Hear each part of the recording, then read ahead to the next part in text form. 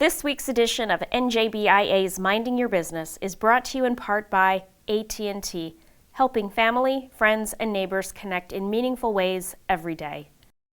Peapack Gladstone Bank, known nationally and in New Jersey for providing unparalleled client service, integrity, and trust for over 100 years. New Jersey's community colleges, aligning education to build an innovative workforce. Find out how your business can benefit at njpathways.org. And by New Jersey Business Magazine, providing critical information needs for New Jersey's business community for more than 66 years.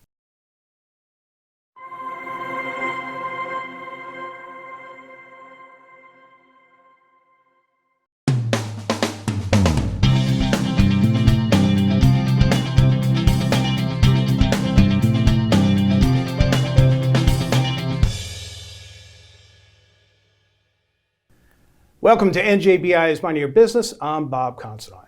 While talking money before marriage may not always be the easiest conversation to have, but experts say couples need to get on the same financial page before they say I do in order to have a more successful union.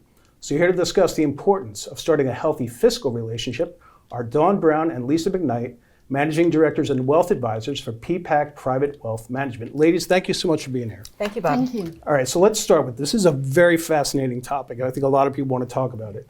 When it comes to newly married couples, generally speaking, how important is transparency when you're first agreeing to get married for your fiscal health? Yeah, Bob. So, finances are not romantic. Yeah. They're not fun either. You're killing dreams out there. Right. It's tough. They're tough conversations. They're emotional conversations. And I think for that reason, couples tend to shy away from it. Yeah. But if you don't have those conversations before your marriage or even during your marriage, it will likely come up in your divorce. Oh, yeah. Okay. So for that reason, it is very important to be open, to be transparent before the I do's, ideally even before pop the question. Right. Wow. And those discussions leave you a little bit vulnerable. You are putting yourself out there. You're letting your personal money values, be known. And so that is really a good place to start, is really a self-assessment of where you are with your money culture. And what I mean by money culture is what kind of background, what kind of family background do you have? What's your family, your parents' relationship with money like? Sure. You're bringing that into your relationship. So once you know what you're like and what your money culture is like, then it's easier to have that conversation with your partner. All right. I was almost thinking like when you go to budget a wedding, maybe that's a great start because this is a big thing that you're doing together financially. Is that kind of the way it goes, or should you just talk about that before you even have the wedding conversation? Ideally, it would be best to talk about it before you have the wedding conversation itself. Right. And there are always little tips along the way for each person, because during the dating relationship, you're seeing how people are handling their finances. Yeah. Are they paying for things with cash, with a card? What is happening. But to start off by deciding that you're going to have a budget for your wedding, that's certainly a step in the right direction. Right. But it's not just deciding to have a budget. Are you going to stick to that budget as well? Very good. And what does that budget consist of? Right. And sometimes if it's a younger couple, they may be having help from their parents as well. So if they're going to have finance help from their parents, they really need to make sure that they stick within the guidelines that they've been provided with. Right. And in terms of handling things where costs may seem to be higher than they anticipated, how do they handle that? Because that really gives you an idea of how they'll handle things within marriage life as well. Right. And so it's really an important step. Have the budget to start off with for the wedding. Decide, how you're going to handle things if the costs go over what you anticipate. Are they willing to adjust? Because if they're not adjusting while they're thinking about deciding on the wedding, will they be able to adjust within the Right. marriage itself? That's a great question. Yeah. When we talk about younger couples, and you mentioned the difficulty of having these conversations, why is that? Why is the reluctance to have the talk? Is it because they're afraid of what liabilities they might have? Is it, I'm not making too much for you? Or what are some of the concerns? It's hard to have those conversations. Yeah. You are putting yourself out there, like I said before, and there's the fear of being judged or maybe looked down upon. You know, maybe your partner or your spouse is going to criticize your past financial decisions or your spending habits. You know, those are always tough questions and tough conversations to have. Yeah, I can imagine. What happens when you finally agree, all right, let's lay it out on the table? What is the best way to approach it? Is it get a spreadsheet out to showing this is what I make, these are what my debts? What do you advise? You know, ideally that would be nice, but not everyone handles their finances that way or fully aware of, you know, what are they spending. You know, not everybody is so organized that they have a spreadsheet, but there are things that people know. They know what their salary is, whether it's their annual or monthly. They know the amount that goes into their bank account each month. They know their expenses. Are they paying rent? Are they paying mortgage? So they know their big things. So those may be the bigger things to start with. Start from there, and then you go down and get into the detail. And ideally, you're going to come to a point where you feel comfortable enough to actually share your tax return, because that really is very revealing about you know, people's finances. Yeah, very. How about in terms of, I'm wondering if you find when you speak to couples, is it oftentimes where one is the spender and one is the saver? And how does that work itself out in the end? So that's a great question. I think a lot of couples actually do have the money talk because what we find is that most couples are on the same page. You do get a few where there is that dichotomy of the spender and the saver, but they're going in the right direction because now they're sitting in front of a professional advisor. And what we can do to help with that is show them the outcome or the results of their habits, right? So we can do a cash flow plan that will show them and illustrate what that might look like for them down the road. So if you keep spending at this level, you know, are you going to be able to retire when you want to retire? Are you going to be able to help your kids? Or, you know, have some of those financial goals that you guys talked about in the beginning of your relationship. So that is very important, and I think that is an awesome step in the right direction, because once you lay that out to someone, it all of a sudden, like a light bulb kind of comes on, and they are fully on board of changing their ways. I'm sure you guys have some incredibly interesting conversations. Yes, yes, for sure. Let's talk about joint accounts. Is that something you advise for couples going into a marriage right off the bat? Should they have one beforehand, or is it case specific depending on the couple? It really is case specific.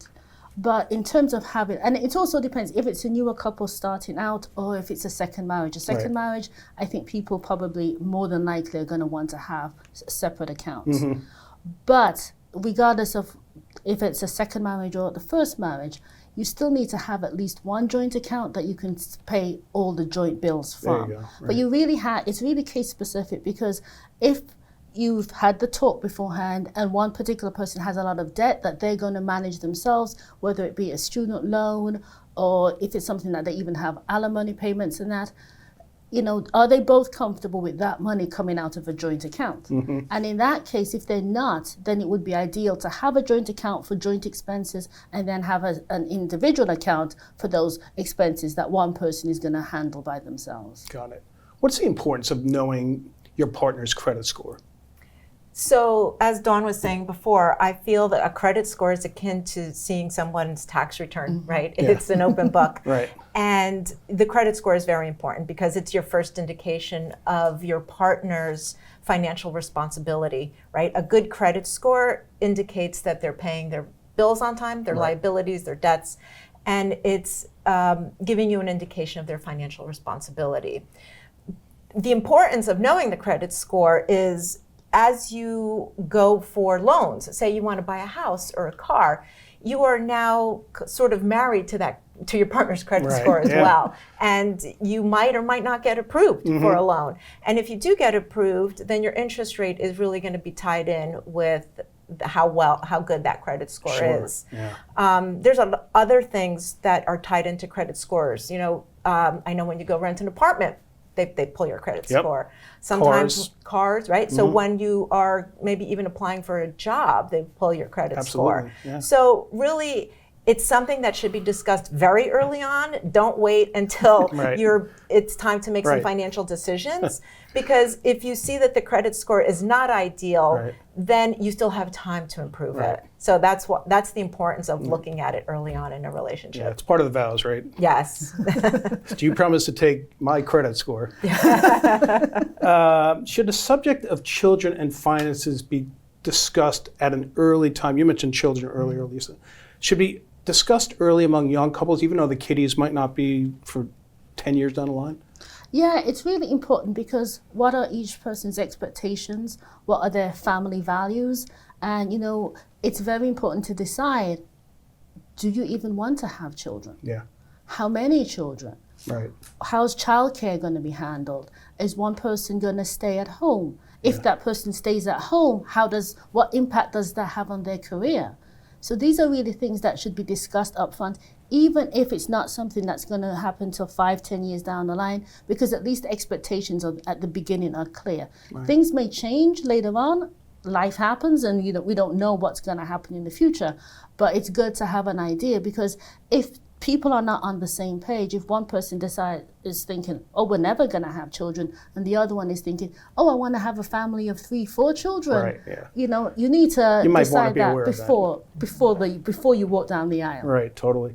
For more established couples, or maybe people who are having a second wedding, there's always talk about a prenup might be a good idea, especially if somebody has particular means or there's a disparity, right? Is that a difficult conversation to have?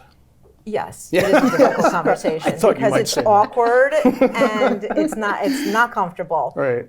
However, a prenuptial agreement is a great idea, not just for older couples or second marriages. I think that everybody should consider a prenuptial agreement. Yes, it really it clarifies your wishes, and it gives you peace of mind. So it's not just in the event of a divorce, but it can also be used in the event of a death, a premature death. So, laying out your wishes in a prenuptial agreement will give you the opportunity to tell your spouse or your partner, right, what you want to see happen. Yeah. And in the event of an older couple, now they've accumulated assets right throughout their lifetime, so there's special needs there.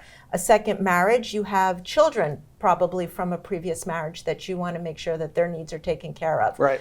So yes, it's uncomfortable, but that is one place where you really need to come together and be respectful, right? Leave the judgment, aside, be respectful and be open to each other, and make sure that each partner is able to express their concerns and their wishes. Yeah, that's all positive stuff. Because, we've heard, and even in, celebrities who have lots of money, some of them didn't even get a prenup, even though they've had all these things. Which is mind-blowing. Yeah.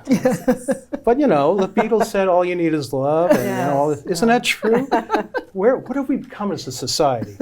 How about in terms of alternatives to prenuptial agreements? Are there anything else that you might be able to go with if that's not up to what both people want?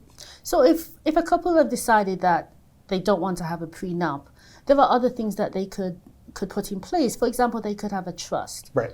And it may not necessarily just be the couple deciding to have a trust. Sometimes the parents of one of the people getting married may decide, we don't know what the future holds for this couple, and we want to ensure that this particular fund stays within our family line. So they may set up a trust so that if something happens to them, when the money is inherited, that particular child receives it within trust, so that if they were to get divorced, it would be protected. Correct. Once money comes out of the trust, and if it goes into a joint account, then those are joint assets. But one way to help you protect finances could be by putting money in a trust. And even if the parents haven't set up a trust, it could be that an individual decides that I inherited this money, particularly if it's a second marriage, I inherited these funds and I really want it to stay within my family line. So they may decide, I'm just going to put that in trust and allow it to be inherited down my family line, and not in a situation where it could be a second marriage and to stepchildren or something like that. Yeah, very interesting. Very interesting. We're going to wrap up here, but you guys have advised for so many different types of couples, I'm sure, different families. What's the one constant that covers all the bases, whether you're a young couple, old couple, and how you approach dealing with your finances as a couple. And I think it's the theme that we've had this whole time here is communication. Right? Communication. Yeah. Open, honest communication. There's no way around it. You can't keep secrets. You start keeping secrets and it's all going to go downhill from there. But communication is important early on. It's important during the marriage. If it's not there, if you're not open and honest, that's when resentments and misunderstandings creep into the relationship. And that's just going to cause financial strain and stress. And trust issues, perhaps. And trust issues. So the bottom line is to not be afraid to be open and to communicate with your partner about what's important to you on in financial terms. Very good. Well, this has been great. This is great information. If anybody wants to learn more, they can go to peapackprivate.com. From Peapack Private Wealth Management, Dawn Brown, Lisa McKnight, thank you so much for being here. Thank you, Bob. All right, we'll be back right after these words. What makes us special is our long-term relationship with clients. Just the other day, was working with a prospect who came in and he was really nervous. And I'm like, why are you so nervous? He's like, I should be nervous meeting you. And he was nervous meeting me. And he's like, because I really don't know this stuff and I feel really dumb. I said, I want you to feel comfortable. I want you to know everything about your financial life. Like, you need to know what you have, how it's working for you, how we're going to lay it out, and what is going to come up ahead. So I think that is an important piece that really differentiates us, is the education of our clients.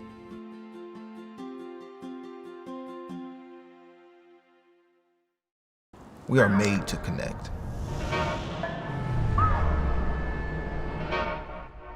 Stepping into limitless possibilities.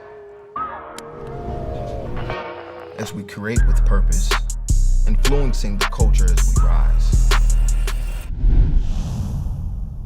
Contributing to a world of inspiration. We are Black Future Makers.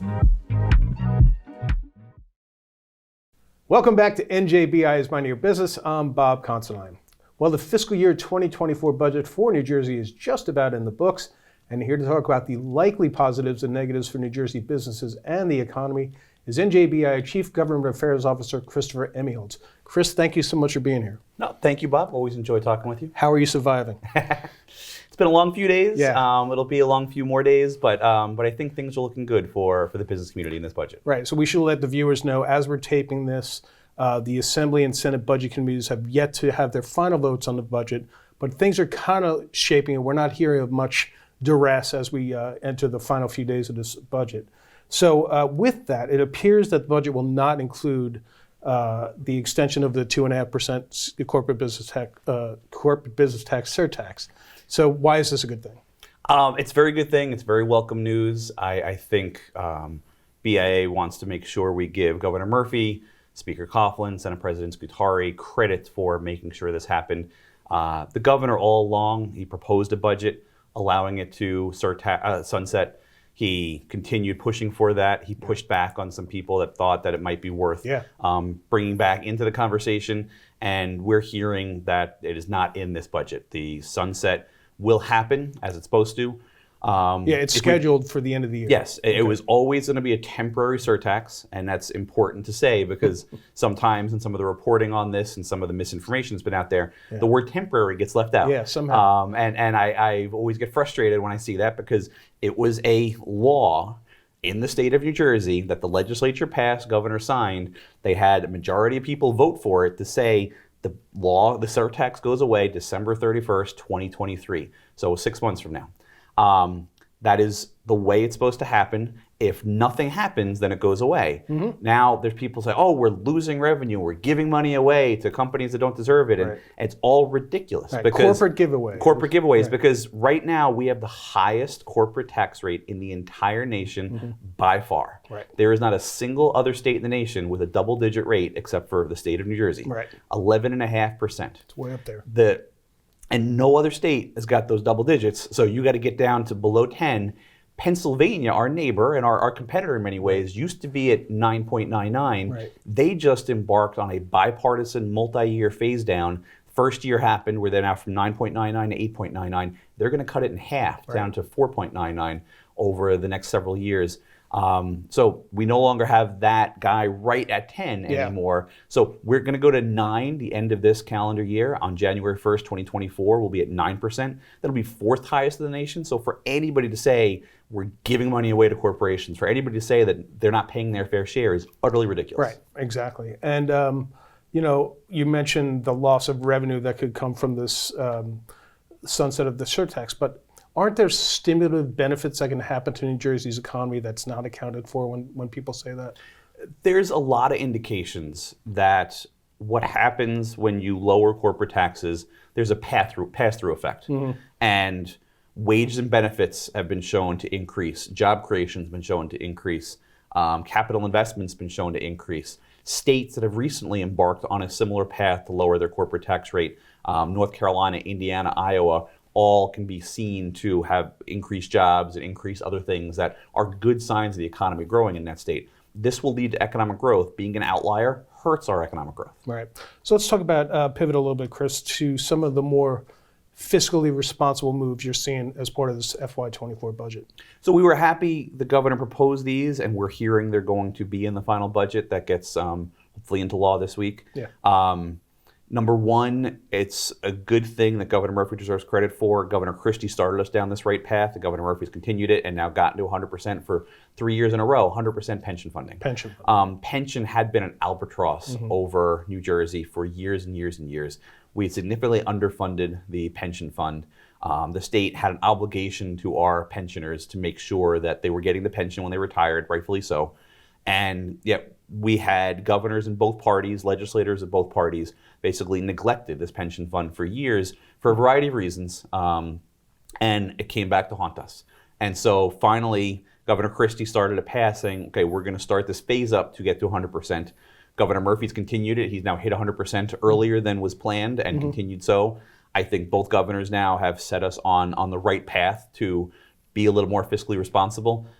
The issue with that pension and the issue with this ramp up is for years and years, the biggest sucker consumer gobbler of all new growth in the pension in the state budget was pension. Right. So every year, all the inflationary growth, all the economic growth got sucked up by pension growth. Yep. Now that we're at 100%, you're starting to see room to be able to spend more on other things. Right. And so that's a place where you can, okay, we're going to spend more on things to grow the economy. We're going to spend more things on taking care of the vulnerable in our state. We're going to spend more on school aid to make sure we continue to have one of the best school systems in the country.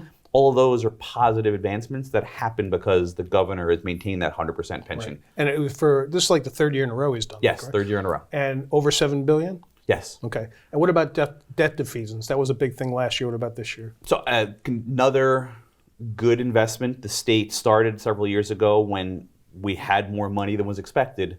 We created a debt defeasance and prevention fund. And now, as long as we continue to have more money than we expected, we're continuing to invest. This year, we plan to put $2.35 billion more into this fund. I'm hearing that they're going to allocate some money out of this fund to actually go for defeasing debt or preventing future debt by capital infrastructure planning and spending. So it's going to, if you're doing any capital programs from it, it's going to put people to work. It's going to stimulate the economy, improve our infrastructure. If you're defeasing debt, it's going to lower our debt service costs going down the road. Got it. And without a doubt, this fund and taking extra money that we have and putting it into this fund is a very responsible thing to do rather than spending on things we don't need. Got it. What about, and one quick question on spending we do need, and we'll get into the spending in a bit, but what kind of pro-growth spending are you seeing and liking? Well, we've seen a continuation of spending on infrastructure, innovation, and workforce development in this budget. And a lot of the growth in the budget has been in those areas. Those are areas that are win-win. They're helping employees, they're helping employers, they're helping grow the economy, they're helping future generations. And that's kind of like building things that last for generations, puts people to work. And like, for instance, if you're building schools or higher ed dormitories, laboratories, it's innovation, it's infrastructure, it's workforce development. That's the kinds of things we should be doing. We're seeing a little bit more of that. Building housing, building cleaner water infrastructure, broadband, those are the things we hope to be doing more of. The investing in county colleges with the Pathways program and the workforce development programs they have, all of higher ed, those are good investments that we should be doing. I think we could be doing more in those 3 pro-growth areas, but we've done a good job, and a lot of the growth in the budget comes from those areas. A lot of the growth in the budget also is getting to that full pension 100% funding, and also school aid increases. Again, school aid is workforce development. Right. School aid is also property tax relief. Yep. And so school aid investments are continuing to increase under Governor Murphy, as they did under Governor Christie. And so I think we're going in a good direction there as well. Okay, so we've talked about some of the positives. What are some of the concerns you have with the budget? Well, number one overarching concern is you got to worry about the sustainability of a budget that's spending over $53 billion. Wow, yeah. I don't actually know what the final number is going to be, Sure. as we haven't seen the final budget. Correct. But anything that's, you've seen a growth in Governor Murphy's 6 budgets of over 50% from the budget he inherited from the prior administration. That's worrisome. Yeah. Now, again, a lot of that growth is positive areas, but still, has there been enough of a focus on spending constraints, trying to find efficiencies, cutting maybe some pension benefit programs that are overly generous? I don't think so. Okay. And so I wish there was a little more focus on spending, but I do think some of the criticism about the growth is slightly unfair, because you've seen growth in responsible areas and pro-growth areas. So, but it is something to worry about, because is this level $53 billion, $54 billion, is that sustainable in the future without either painful cuts or painful tax increases? I don't know. It's a big number. What about small business tax relief? That's the second worry, is that I don't think we've done enough. We talked about corporate taxes already. Sure.